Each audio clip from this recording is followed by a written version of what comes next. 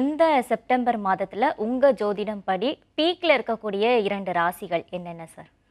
Ngày đừng thấy ngày đừng thấy ra xin đừng thấy vậy ra cái tiếng giảng kinh vấn đề đừng thấy ra cái tiếng vậy đừng thấy ra cái tiếng vậy đừng thấy vậy ra cái cái đừng thấy ra cái tiếng giảng kinh vấn đề đừng thấy thế ba mình thấy để đừng thấy ra cái tiếng vậy đừng thấy để đừng thấy kể ra cái tiếng vậy đừng thấy ra mình thấy say đừng thấy ra mình thấy tiếng vậy đừng thấy ra cái cái đừng thấy nãy để đừng thấy kể ra đừng thấy về đừng thấy ra đừng có tiếng để đừng thấy ra đừng thấy tiếng மெயினாக சிம்ம ராசி, அது எல்லாமே விருச்சிக ராசி, மகர ராசி, அதே நேரத்தில் இவங்களுக்கு இருக்கக்கூடிய மேஷ ராசி. இந்த 4 ராசியுமே செப்டம்பர் மாதம் ரொம்ப அருமையாக இருக்குது. காரணம் 2ஆம் இடத்துல வந்து அருமையாக உட்கார்ந்து இருக்கக்கூடிய கன்னியில் வந்து சுக்கிரன் உட்கார்ந்துருக்கான்.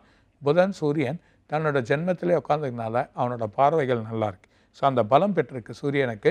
சூரியனோட பலம் 2ஆம் இடத்துல சுக்கிரனுக்கான பண வரவுகள் எக்கச்சக்கமாக இருக்கும். விற்காத லேண்ட் வழிகள் வரும். அதே 6ஆம் இடத்துல சுக்கிரன் உட்கார்ந்ததுனால லக்ஷ்மி யோகம் வரும். யாருக்கு? மேஷத்துக்கு. அவங்க பண வரவுகள் இருக்கும்.